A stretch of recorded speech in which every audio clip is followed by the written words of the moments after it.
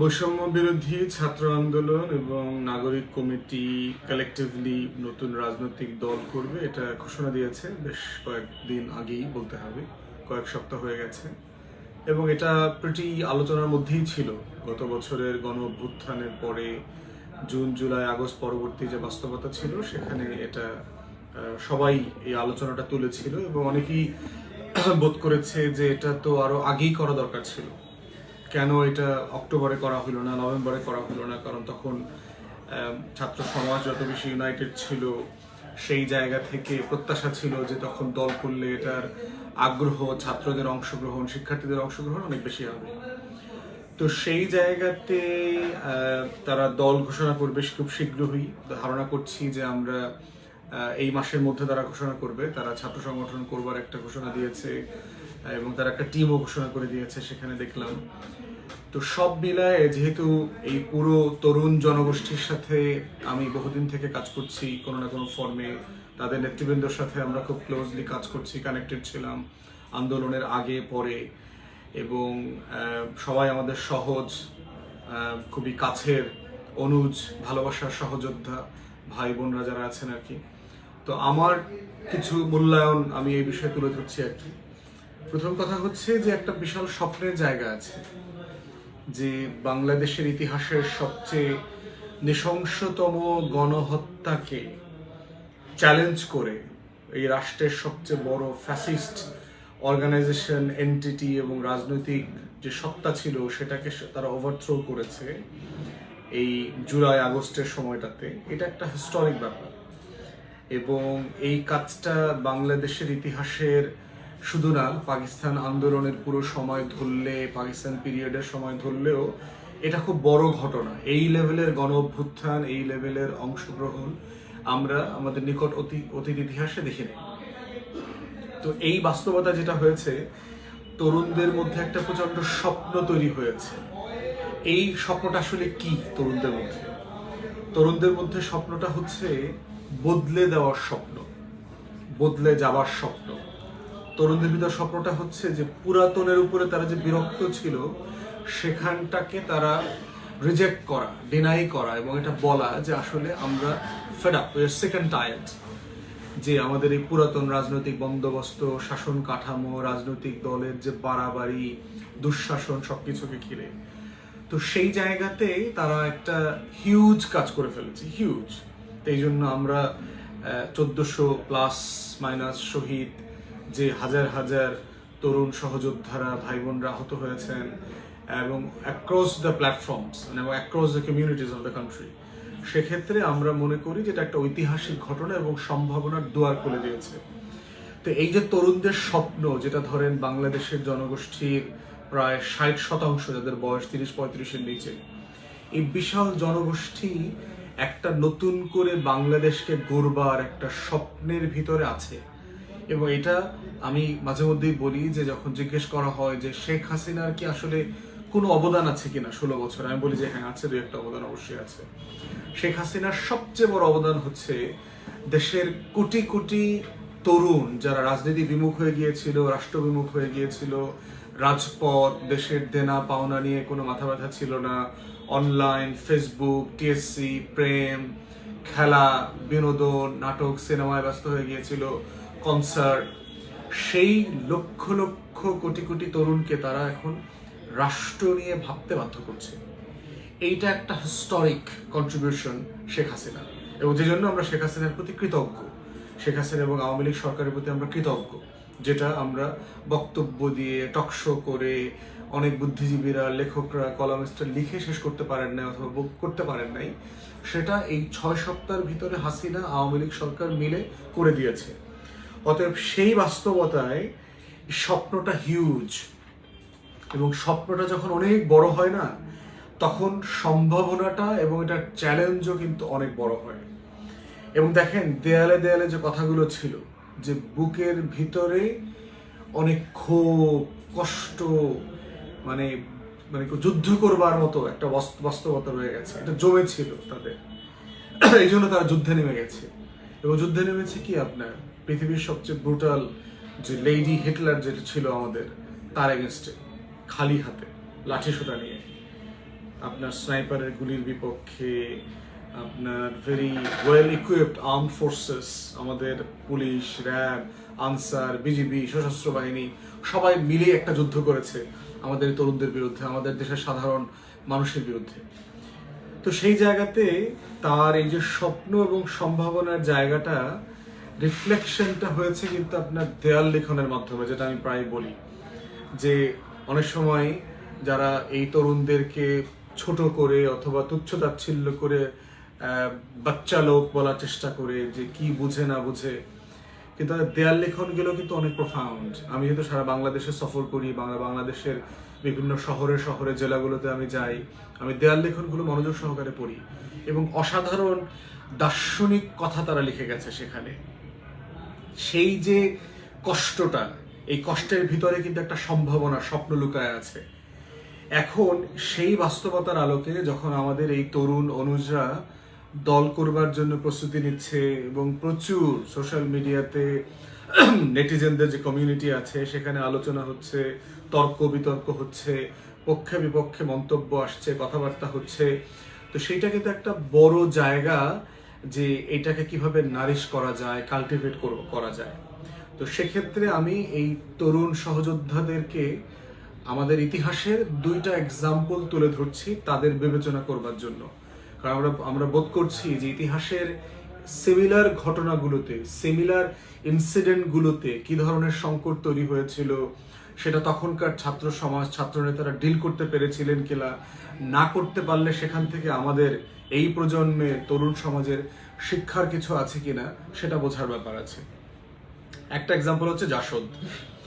৭২ সালে ছাত্রলীগ ভেঙে জাসদ তৈরি হয়েছে এবং শেখ মুজিবুর রহমান কোন কনভেনশনে যাবেন, ছাত্র সংগঠনের কোন প্রোগ্রামটাতে যাবেন, সে কি আসম আব্দুর রব দের যে সংগঠন ছিল, মেজর জলিল, এই গ্রুপের প্রোগ্রামে যাবেন, সিরাজুল আলম খান যেটা নারিশ করেছেন সবচেয়ে স্মার্ট ডায়নামিক শ্রেণীতে, এখানে যাবেন, না শেখ মনি তারিত যে অংশটা, মুজিববাদের যে অংশটা, সেই অংশে যাবেন? সেটা নিয়ে শেখ মুজিব পরবর্তীতে শেখ মনির অ্যাডভাইসে ছাত্রলীগের যে গ্রুপে গেছেন তারাই ছাত্রলীগ আকারে পরবর্তীতে কন্টিনিউ করেছে। যারা যেখানে যান নাই তারা তখন জাসদ আকারে প্রকাশিত হয় এবং জাসদ তখন ছিল বাংলাদেশের ছাত্র রাজনীতিতে তখনকার সময়ের সবচেয়ে মেধাবী, তরুণ, ডায়নামিক। ছাত্রলীগের ভিতরে যে কজন ছিল তারা আলাদা হয়ে আসছে এবং এর বাইরেও তরুণ সমাজের একটা অংশ এখানে যোগ হয়েছিল। জাসদের হিস্ট্রি পড়লে দেখবেন যে যে পরিমাণ ডাইনামিজম তারা তৈরি করেছে, ক্যারিশমেটিক লিডারশিপ তৈরি করেছে, ক্যাম্পাসে ক্যাম্পাসে, কলেজে, বিশ্ববিদ্যালয়ে তারা ছাত্র সংসদ নির্বাচনগুলোতে যেভাবে জিতেছে, পুরো ছাত্র সমাজকে তারা ঐক্যবদ্ধ করেছে এবং শেখ মুজিবের শাসনকে চ্যালেঞ্জ করেছে। ৭৩-এর নির্বাচন বলেন, জাতীয় নির্বাচন বলেন, ডাকসুর নির্বাচন বলেন, প্রত্যেকটা জায়গায় শেখ মুজিবকে চ্যালেঞ্জ করেছে। ঢাকার ভারতীয় হাই কমিশনার পর্যন্ত রেড দিয়েছে, সেখানে জাসদের নেতাকর্মীরা মারা গেছে, আহত হয়েছে, অনেকেই জেলে ছিলেন।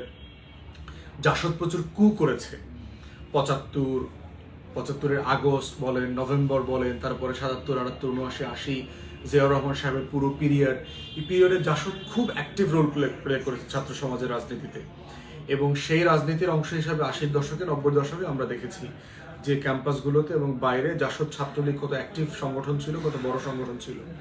কিন্তু সেই সংগঠনটা কিন্তু ছাত্রদের দ্বারা পরিচালিত সংগঠন ছিল তখনকার সমাজের, ছাত্র সমাজের। ডাকসুর আসম আব্দুর রব সাহেব ডাকসুর বিপি ছিলেন, এরপরে হচ্ছে আপনার মেজর জলিল থেকে শুরু করে আপনার সেনা কর্মকর্তারা যারা ছিলেন, যারা মুক্তিযোদ্ধা ছিলেন, বিপ্লবী ছিলেন, তাদের অনেকেই এসে জাসদের সাথে পরবর্তীতে যুক্ত হয়েছেন।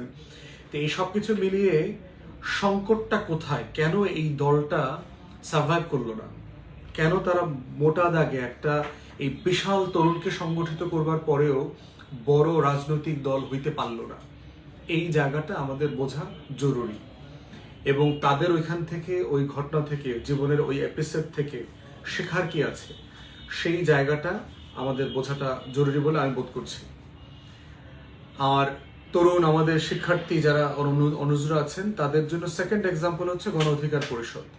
2017-18 যে কোটা বিরোধী আন্দোলন, এটার পটভূমিতে যে ছাত্র সংগঠন, ছাত্র কাঠামো ছিল, সেখান থেকে তারা মূল সংগঠন তৈরি করলেন, এবং এর পরবর্তীতে তারা সম্ভবত 21-এ সংগঠন জাতীয় রাজনৈতিক দল তৈরি করলেন এবং এরপরে এসে এখন তারা রাজনৈতিক দল আকারে নিবন্ধিত হয়েছেন। তাদের ভিতরে স্প্লিট হয়েছে, দুইটা গ্রুপ আলাদা হয়ে গেছে, আবার কেউ কেউ আগের প্ল্যাটফর্মে ফিরে গেছেন। তো সবকিছু মিলিয়ে তারাও কিন্তু তরুণরা ছিলেন, প্রায় একই বয়সের, senior junior, Dhaka university base ডিপার্টমেন্টের বিভিন্ন ডিপার্টমেন্টের ছেলে মেয়েরা, এবং একটা উদ্দীপ্ত জনগোষ্ঠীকে তারা মোবিলাইজ করেছিল 2017-18-তে।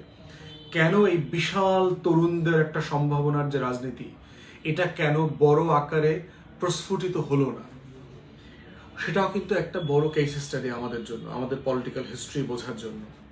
এবং আজকে যারা 24-এর গণ অভ্যুত্থানে নেতৃত্ব দিয়েছেন অথবা অংশগ্রহণ করেছেন অথবা সরকারি দায়িত্ব পালন করছেন অথবা নতুন রাজনৈতিক দল হলে পরে সেখানে দায়িত্ব পালন করবেন, এই যে পুরো টিম, পেটি ছাত্র সমাজের টিম আসলে, যাদের বয়স 30-এর নিচে, অনেক নিচে, এবং যারা খুবই ক্লোজ একজন আরেকজনের, 1-2 ব্যাচ সিনিয়র জুনিয়র, বড় ভাই ছোট ভাই, এরকম হলের মেসের।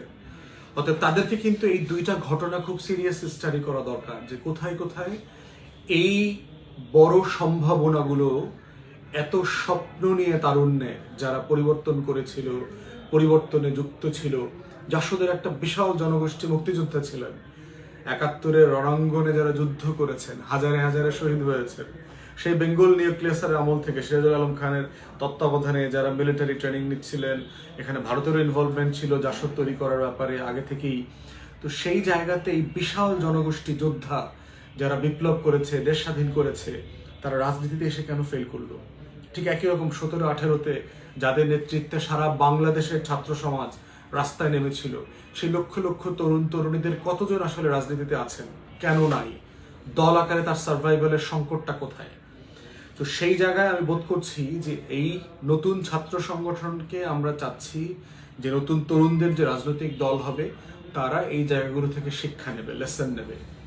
এবং আমি কয়েকটা অবজারভেশন বলছি আর কি, যে একটা বিষয় হচ্ছে যে একসাথে কাজ করতে পারাটা একটা বড় চ্যালেঞ্জ, খুব জটিল।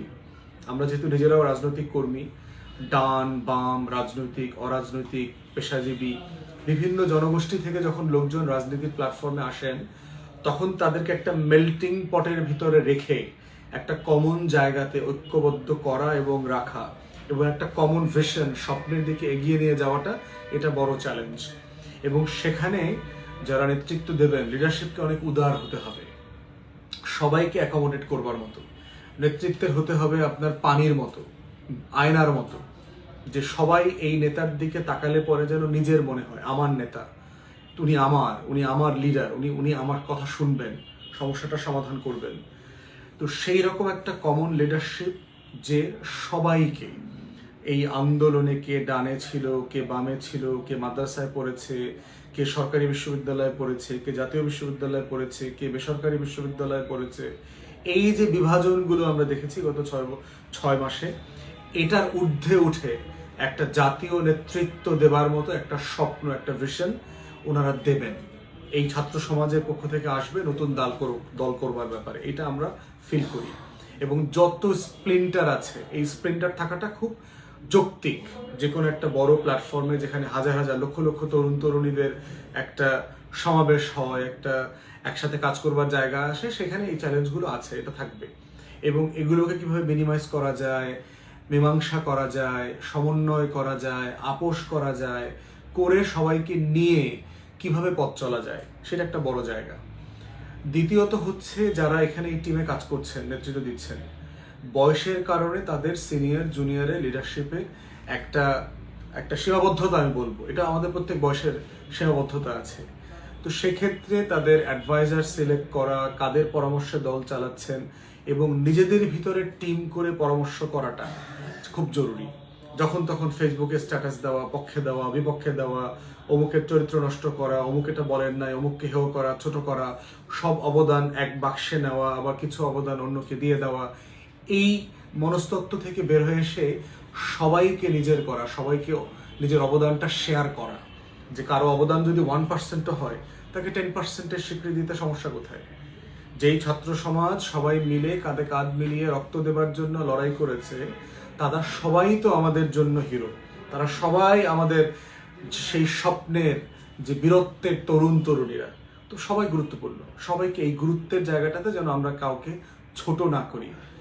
তৃতীয়ত হচ্ছে এক্সক্লুশনের মেন্টালিটি, যে অমুককে বাতিল করে দেওয়া, অমুককে খারিজ করে দেওয়া, মতাদর্শিক লাইনে, ধর্মীয় লাইনে, অথবা আস্তিকতা নাস্তিকতার লাইনে, ডান বামের লাইনে, কোনো লাইনে আমরা আশা করব এই তরুণ সমাজ যেন কাউকে খারিজ করে না দেয়। একটা ইনক্লুসিভ পলিটিক্সের কথা যেহেতু বলা হচ্ছে, আমরা দেখতে চাই এই তরুণ সমাজ সেই ইনক্লুসিভিটির প্রমাণ দেবে। কারণ এই তরুণরাই কিন্তু দেয়ালে দেয়ালে লিখেছে যে নতুন রাজনৈতিক বন্দোবস্ত চাই, পুরাতন ফ্যাসিবাদী বন্দোবস্তের বিলোপ চাই। তাহলে আমি অন্যকে খারিজ করে দেওয়াটা তো নতুন রাজনৈতিক বন্দোবস্ত না, অন্যের অবদানকে ছোট করা তো নতুন রাজনৈতিক বন্দোবস্ত না। ফেসবুকে যখন তখন যাকে তাকে নিয়ে হেয় মন্তব্য করা, পক্ষে বিপক্ষে লেখে তর্ক বিতর্ক তৈরি করা তো একটা টিম ওয়ার্ক, টিম লিডারশিপের বৈশিষ্ট্য না। তো সেখানে আমরা আশা করব তরুণরা যেন এই বিষয়গুলোতে নজর দেন। চতুর্থত হচ্ছে আপনার রাজনীতিটাকে, এটা আমরা দেখতে চাই। যেমন ধরেন জাসদ একটা বৈজ্ঞানিক সমাজতন্ত্রের আইডিয়া নিয়ে আসছে। বৈজ্ঞানিক সমাজতন্ত্র খুব একটা ফাউল জিনিস। সমাজতন্ত্র জিনিসটাই তো বিলুপ্ত হয়ে গেছে পৃথিবী থেকে এখন, এটার আবার বৈজ্ঞানিক জিনিস কি হয়? তো সবকিছু মিলায় একটি জাসদ যে আইডিয়াটা ফ্লট করেছিল, তখন কিন্তু আপনার আইডিয়াটা তরুণরা নিয়েছিল প্রচন্ড রকম, কিন্তু ক্রিটিক্যালি বিবেচনা করার পরে এই আইডিয়াটা আসলে আর রাখার মতো ছিল না। এই আইডিয়াটাকে কেন্দ্র করে তারা অস্ত্র হাতে তুলে নিয়েছে, গণবাহিনী করেছে, সশস্ত্র বিপ্লব করবার ধারণা তারা নিয়েছে, এবং এর ভিতরে তারা ভারতীয় গোয়েন্দা সংস্থার জালে পড়েছে, অনেক অন্যায্য কাজ করেছে। বিপ্লবের নামে যাকে তাকে খুন খারাপি করা, গুন্ডামি, মাস্তানি, ডাকাতি সবই জাসদ করেছে। তো সেই জায়গাতে এইটার রাজনীতিটা কি নতুন রাজনৈতিক দলে, সেই নতুন রাজনৈতিক দলের রাজনীতিটা পরিষ্কার করতে হবে দেশের মানুষের সামনে, আমরা দেখতে চাই। কারণ আমাদের স্বপ্ন, আমাদের আকাঙ্ক্ষা গণ অভ্যুত্থানকে ঘিরে, 24কে ঘিরে, সেটা যেন রিফ্লেক্টেড হয় এই রাজনীতিতে, সেটা আমরা দেখতে চাই। পঞ্চমত হচ্ছে কোনো ধরনের রেডিক্যাল এলিমেন্ট আমরা দেখতে চাই না এখানে, দেশবাসী দেখতে চায় না ছাত্রদের মধ্যে, তারা ছাত্রদেরকে আসলে একসাথে দেখতে চায়। কোনো র্যাডিক্যাল এলিমেন্ট যদি আসে, যে আন্ডারগ্রাউন্ড পলিটিক্স করার লোক, এক্সট্রিম ডক্ট্রিনাল পলিটিক্স করার লোক, ডানে বামে যে কোনো জায়গা থেকে, যে অন্যর রাজনীতিটাকে নিতে পারে না, অন্যের চিন্তাকে, আদর্শকে ধারণ করতে পারে না, সম্মান করতে পারে না, সেই জায়গাটা যেন আমরা না দেখি। আমরা চাই তরুণরা ইনক্লুসিভিটির জায়গা মাথায় রেখে রেডিক্যাল পজিশনটা বাদ দিয়ে সেন্টারে এসে পলিটিক্স করবে, কেন্দ্রীয় রাজনীতিটা করবে। তো এই সব কিছু মিলিয়ে নতুন রাজনৈতিক বন্দোবস্তের যে দেয়াল লিখনটা, এটা কিন্তু কাজে তরুণদেরকেই প্রমাণ করতে হবে সেটা আসলে কি। আমরা যেমন আমাদের জায়গা থেকে নতুন রাজনীতিটা আমরা বলছি, একটা দার্শনিক ভিত্তি দেওয়ার চেষ্টা করছি যে নতুন রাজনীতি বলতে আসলে আমরা কি বুঝাচ্ছি, ঠিক তেমনি 24-এর গণ অভ্যুত্থানের এই যে বিপ্লবী তরুণ তরুণীরা আছেন, তারাও যখন এই রাজনীতিতে আসছেন, তাদেরকে এই রাজনীতির একটা পরিষ্কার রোড ম্যাপ দিতে হবে যে সেটা তারা কিভাবে মেনটেন করবেন। রাজনৈতিক দল করবার আরেকটা বড় চ্যালেঞ্জের জায়গা হচ্ছে অর্থ ব্যবস্থাপনা করা। নেতাদের আর্থিক লেনদেন, নেতা নেতৃস্থানীয় যারা থাকবেন তাদের সচ্ছলতার প্রশ্ন, তাদের খরচের প্রশ্ন, তারা কিভাবে জীবনযাপন করছেন, তার প্রত্যেকটা বিষয় যেন খুব স্বচ্ছ থাকে। এর আগে আমরা বিভিন্ন রাজনৈতিক দল, উদীয়মান, নবীন, প্রবীণ সবাইকে দেখেছি কিভাবে লেনদেনের স্বচ্ছতার অভাবের কারণে তারা একদম হারিয়ে গেছে, সমালোচিত হয়ে গেছে, তার রাজনীতি নষ্ট হয়ে গেছে, বিকাশ নগদের ট্রল তাদের নামে পরিচিত হয়েছে। তো সেটা আমরা দেখতে চাই যে নতুন রাজনীতির মানে হচ্ছে যে একটা নতুন স্বচ্ছতার জায়গা এখানে তৈরি হবে। আর একটা বিষয় হচ্ছে এই নতুন রাজনীতির জায়গায় আমরা দেখতে চাই তারা নিজেদের দলের ভিতরে গণতন্ত্রের চর্চা অব্যাহত রাখছেন কিনা। কারণ ফ্যাসিবাদ বিরোধী বন্দোবস্তের একটা বড় জায়গা হচ্ছে যে আমি ভিন্ন মত মেনে নেব, আমি ভিন্ন মতকে লালন করব, পালন করব, সম্মান করব, এবং তারপর একটা গণতান্ত্রিক পন্থায় একটা ভোটাভুটির মাধ্যমে এটাকে আমরা সিদ্ধান্ত আকারে অ্যাডপ্ট করব। তো সেই জায়গাটাও তরুণদের মধ্যে আমরা দেখতে চাই যে সবাইকে নিয়ে এই গণতান্ত্রিক মূল্যবোধ চর্চার জায়গাটা তারা ধরে রাখতে পারছে কিনা।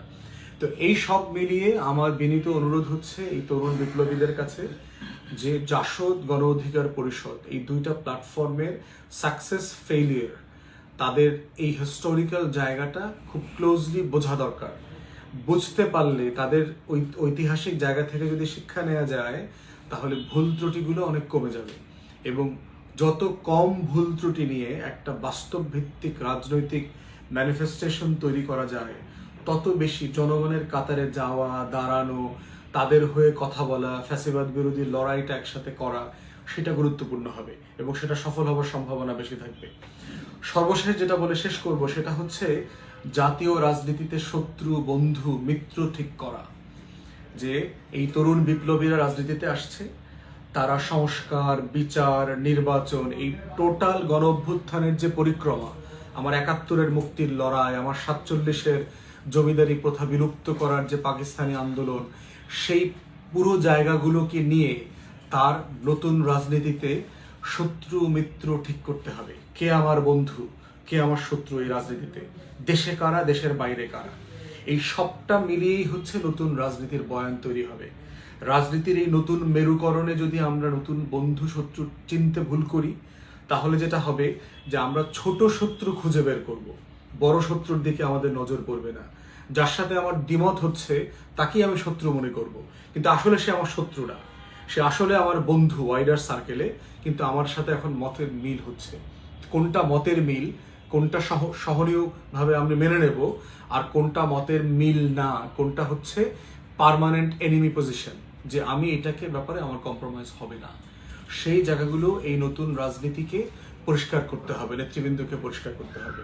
আমি তাদের শুভকামনা করছি, তরুণদেরকে আহ্বান করছি, একটা ঐতিহাসিক মুহূর্ত আসছে বাংলাদেশের ইতিহাস বদলে দেওয়ার, এই বাংলাদেশটাকে তার রাজনীতি বদলে দেওয়ার। সবাইকে মিলিয়ে, সবার অবদানকে স্বীকার করে একটা ইনক্লুসিভ জায়গা থেকে কিভাবে সেই রাজনীতিটা বিনির্মাণ করা যায়, আমরা যেন সেই লড়াইটা একসাথে মিলে সবাই লড়তে পারি, সেই শুভকামনা রইল আমার অনুর সহযোদ্ধাদের প্রতি। সবাই ভালো থাকবেন।